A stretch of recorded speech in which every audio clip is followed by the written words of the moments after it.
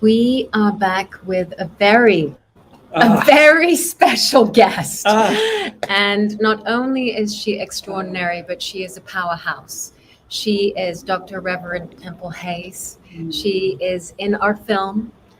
She plays herself. She is brilliant. She is fierce. And she is exactly the person we need when we are experiencing turmoil and inner turbulence. So I really don't need to introduce her more than that, other than that she's a spiritual leader in her own right, and she's welcoming First Unity campus in the house right now. And we love you all. And Temple, please, we are your listeners and we are your audience. before to listen, Reverend Dr. Temple Ace, I would like to say something.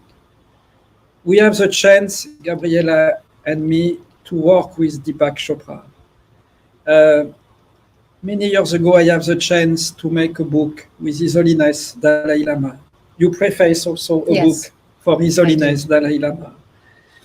We have a chance, Gabriela and me, to live in Nepal. Gabriela, so close to the Karmapa, Shama Rinpoche. It seems real dark.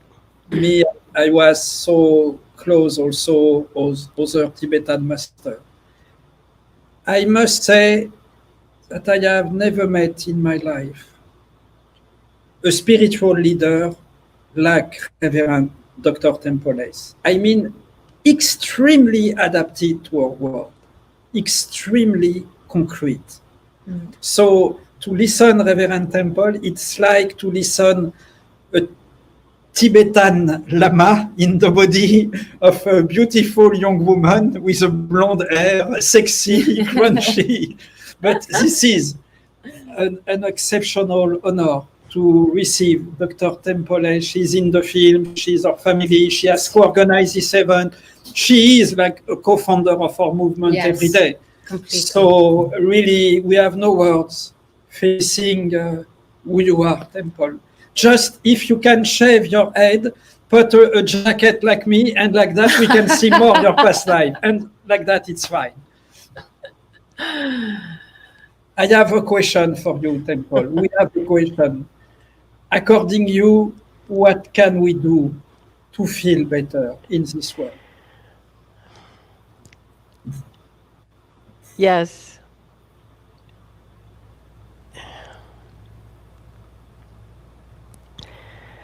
You know, I've been thinking of one of my favorite stories of a little girl who's drawing, and her mom walks over, and I'm hearing myself, so I can't.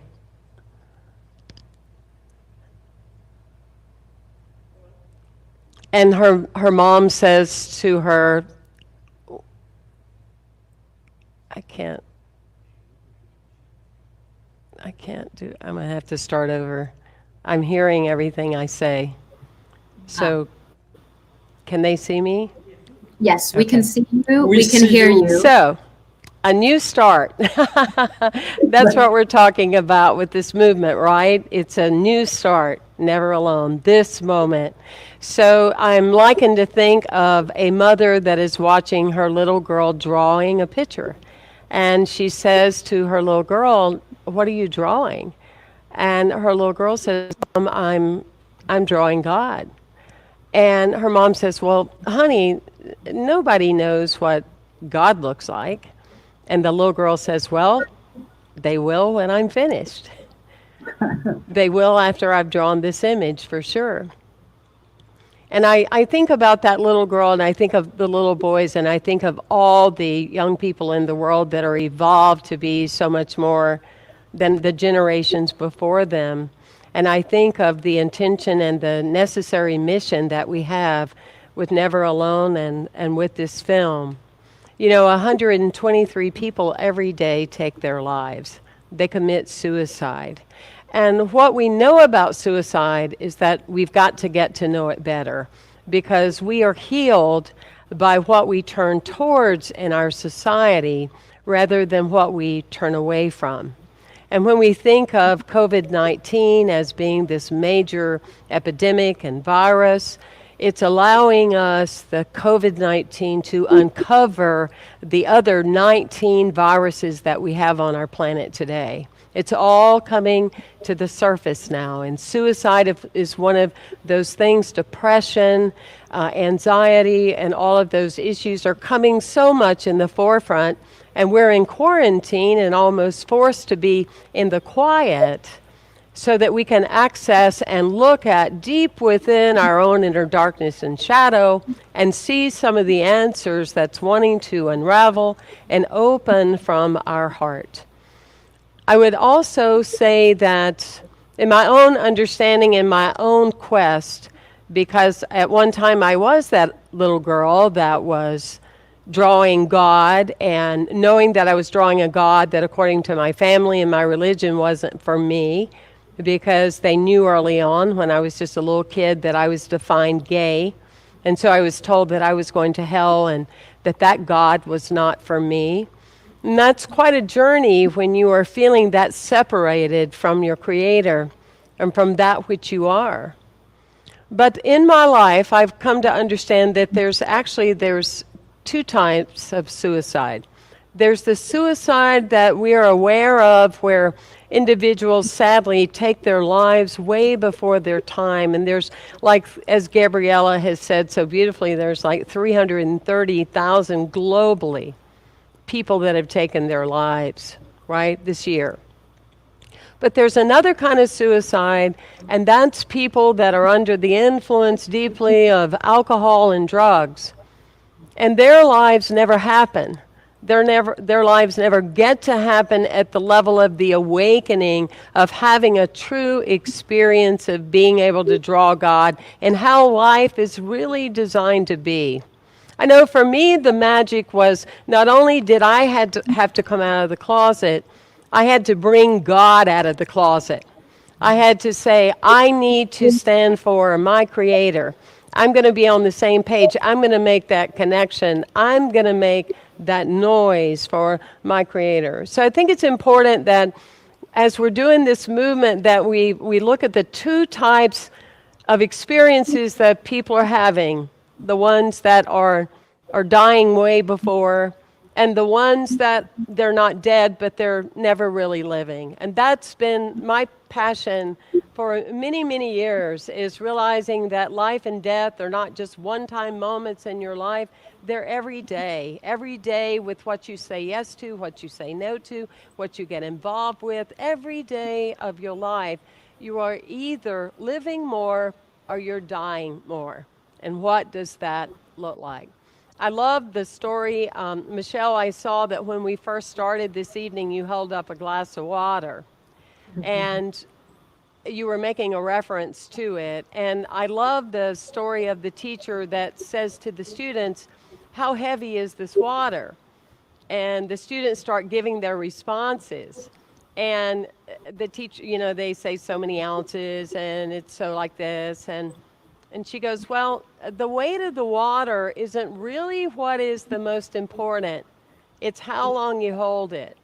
If you hold it for an hour, your arm will hurt. But if you hold it all afternoon and on to the evening of the next day, you'll have to go to the hospital. So as we're all tuning in today, this evening, wherever you are in the world, you want to look at in your life, you may not be responsible for what has happened to you, but you are responsible to how long you are holding on to it and how heavy it has become in your life. I love Deepak, what he was saying about loneliness and isolation.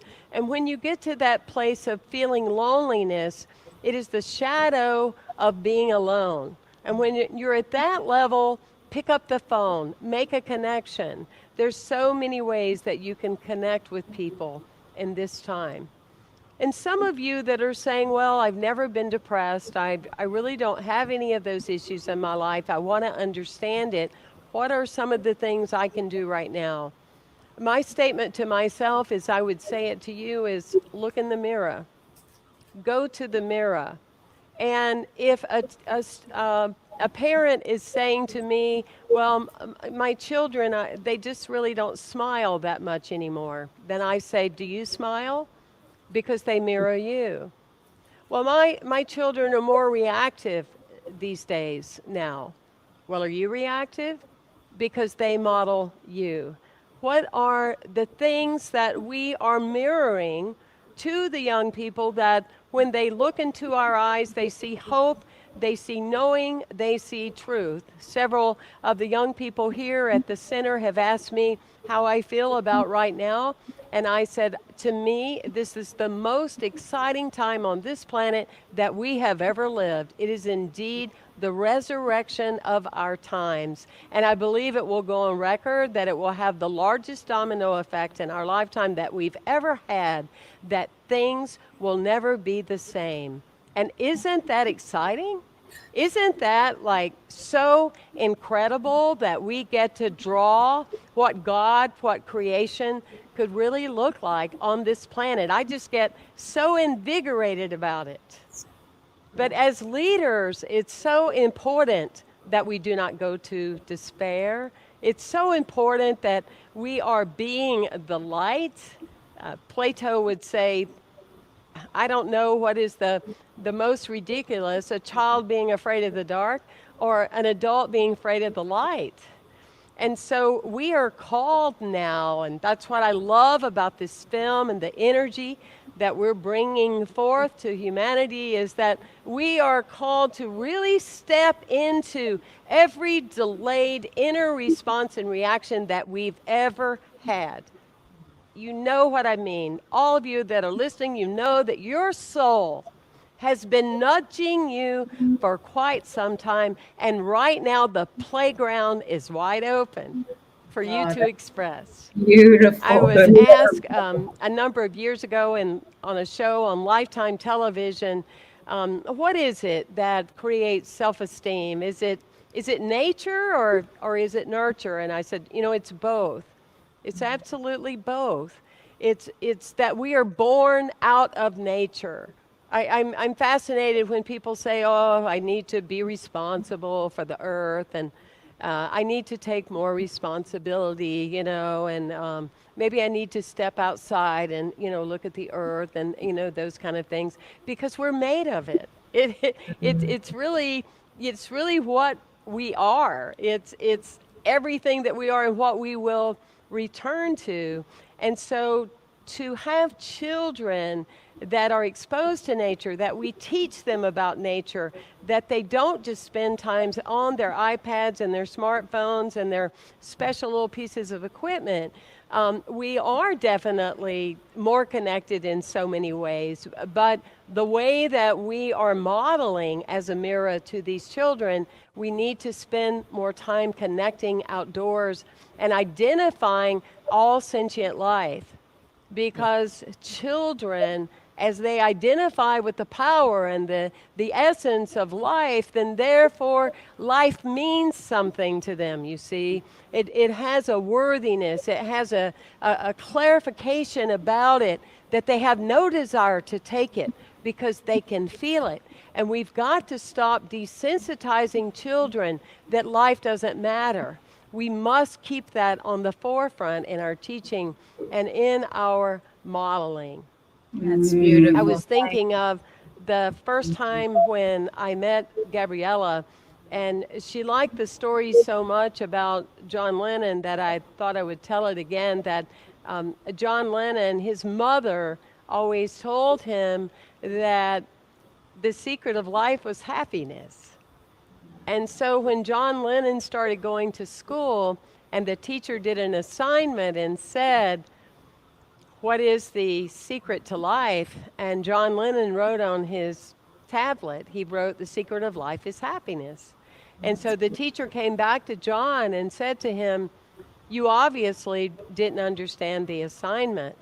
And John said, and you obviously don't understand about life. It's beautiful. I love that. We love you, Temple. Thank We you. love you. We love you.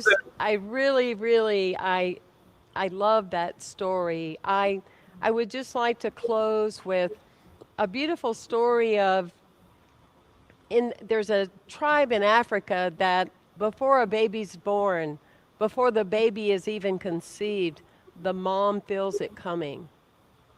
And the mom will go out and sit under a tree and she will ask for the song prior to the child being conceived. And then when the child is born, she shares the song with everybody. And throughout the course of this child's life, at any stage of life, this song will be performed and sung by all the people in the village. Mother Earth is birthing right now, and all of us intuitively and on a soul level are hearing a new song that is calling our presence and our energy and asking us to come forward. Indeed, it is time now that we all start singing. Oh, that's so beautiful. Thank you, Namaste. Temple. Oh, Wow. thank you. Thank you. Thank you. We love you, Temple. That's- In the film, you know, the day we filmed the sequence with you, in the same time I filmed you, I was crying. And when people will discover the sequence with you in the film, I am sure they will cry also. Temple, Thank you so for much. all. You are the co-founder of Never Alone every day. Every day Yes. you co-found this movement for the world. You are the future of the spirituality at Thank First you. Unity. Thank We love you, Temple. We love you, my Thank baby. you. Thank Love you.